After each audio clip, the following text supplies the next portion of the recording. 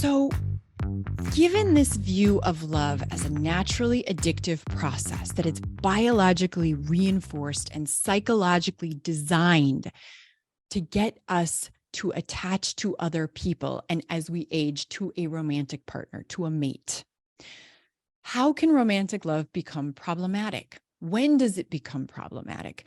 When does this falling in love experience actually hurt us?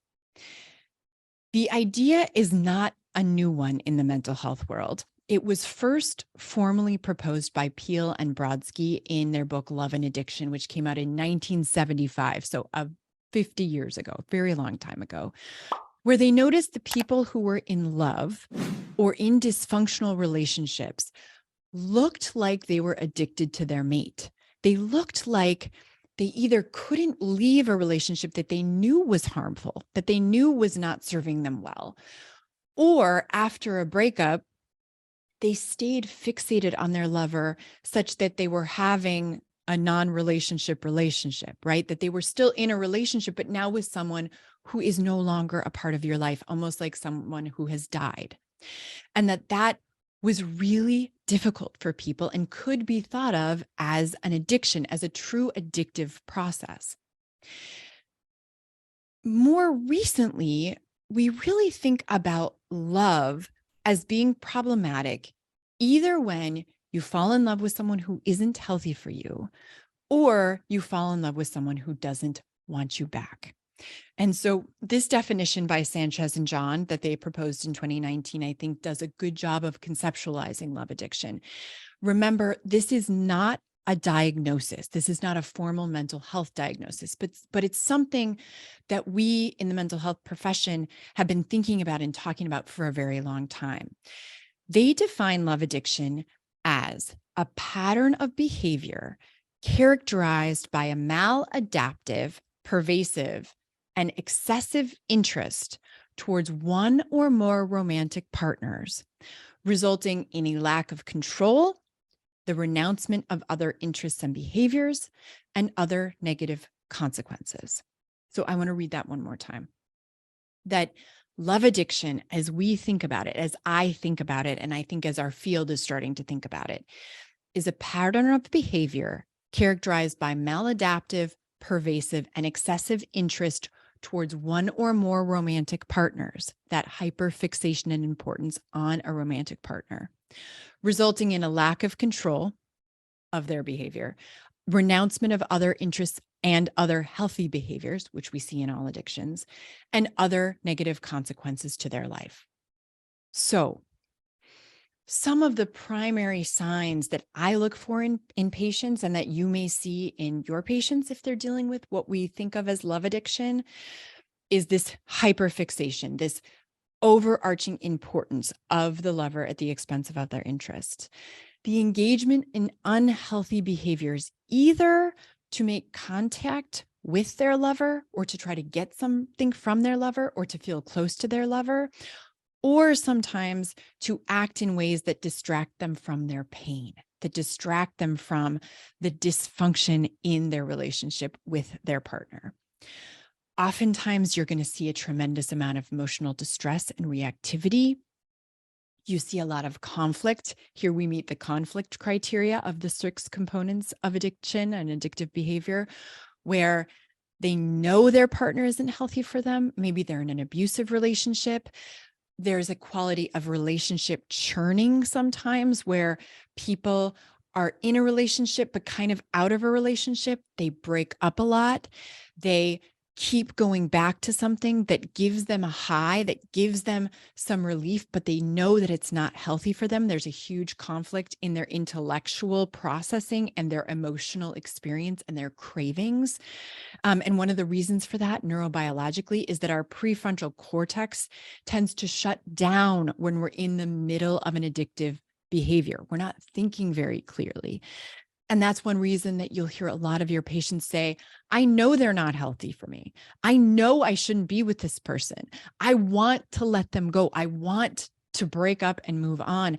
But for whatever reason, I keep going back. I want them. I crave them. I can't seem to let it go. It's that conflict.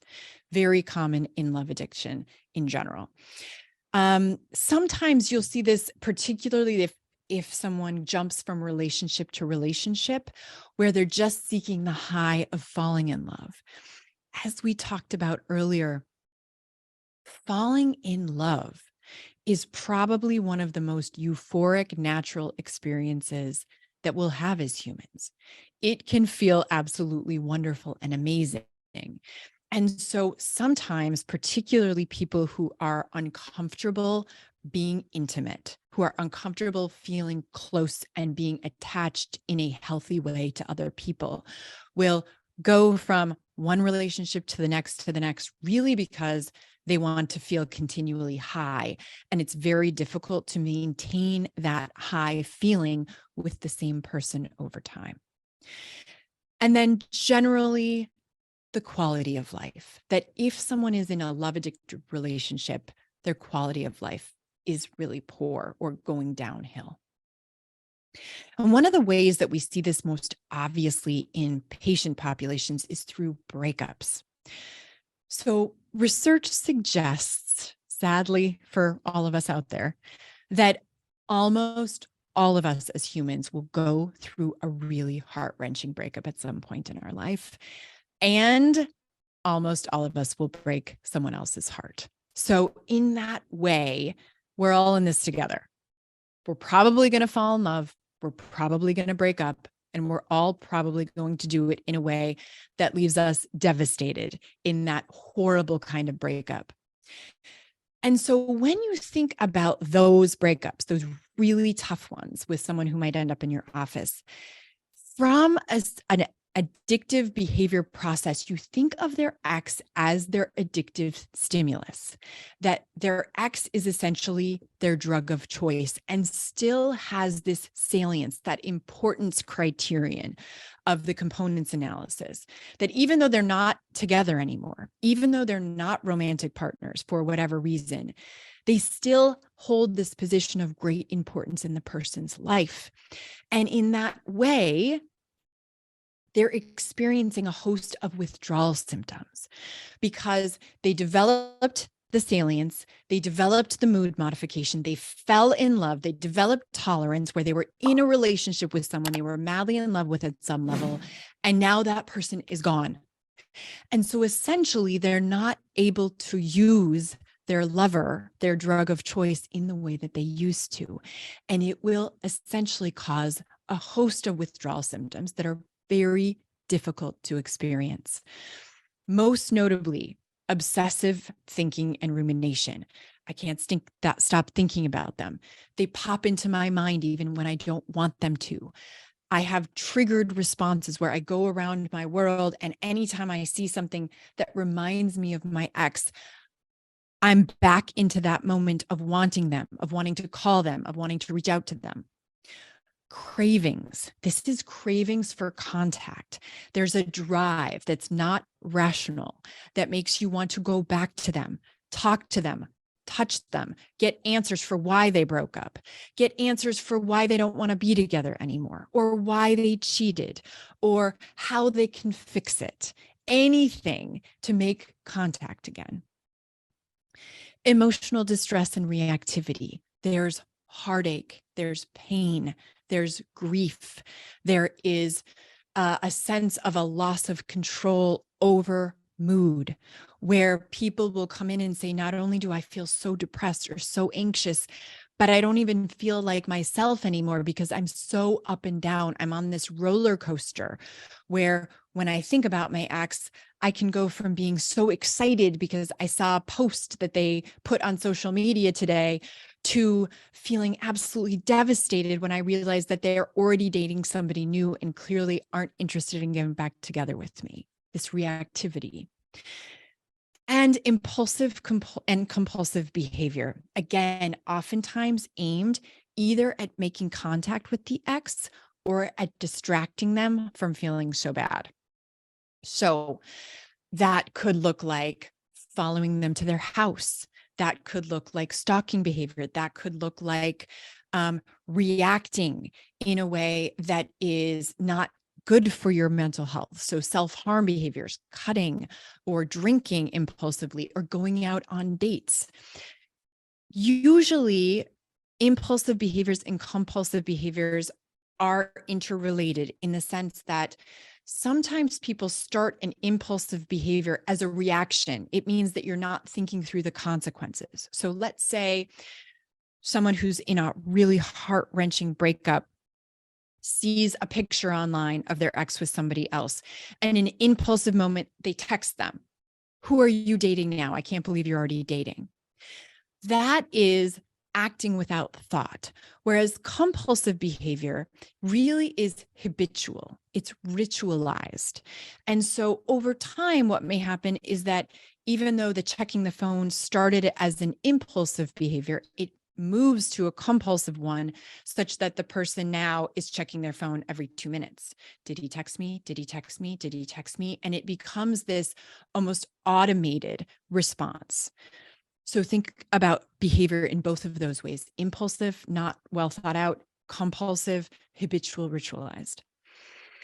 And so from this perspective, contacting the ex is the use, being in touch with them, feeling close to them. And the way that I generally describe this to clients when I'm working with people is I paint them this picture where I say, I want you to think about contact with your ex as a drug. This is use for you. You are broken up. And what your brain and body are trying to get you to do is go back to them. Because when you use your drug, your ex in this case, in the short term, it will give you a little symptom relief. It will give you a little dopamine hit. It will give you a little information, and all of that will make you feel temporarily better. So we want to really acknowledge that addictive behavior serves a function. It serves some sort of function in the person's life, and often that function is short-term symptom relief. The problem is that after the contact ends, the rest of your symptoms will come flooding back. And in the long term, it will make it far harder for you to not reach out to your ex again. So this is where, okay, you made contact, you sent them a text and they actually responded. Now you feel a little bit better for at least a minute, maybe 5 minutes, maybe an hour. But 2 hours later, or the next day, when you haven't had any response or any contact that continued, the intrusive and obsessive thinking comes back. You start thinking about, why aren't they responding? Maybe I sent the text in a mean way. Maybe they didn't understand what I was saying. Maybe I worded it incorrectly. I got to reach out again. The cravings start to come back where you want contact again. You want to search for them online. You want some connection, some contact, because remember, that is like using your drug. The emotional distress and reactivity will come flooding back, as will the desire to act in harmful, impulsive, and compulsive ways. And so in this way, when I'm talking to clients, I'm really trying to help them understand how their symptoms are related and why they're experiencing the symptoms that they are, which is based in this hyperfixation on their ex, because it's like their addictive stimulus.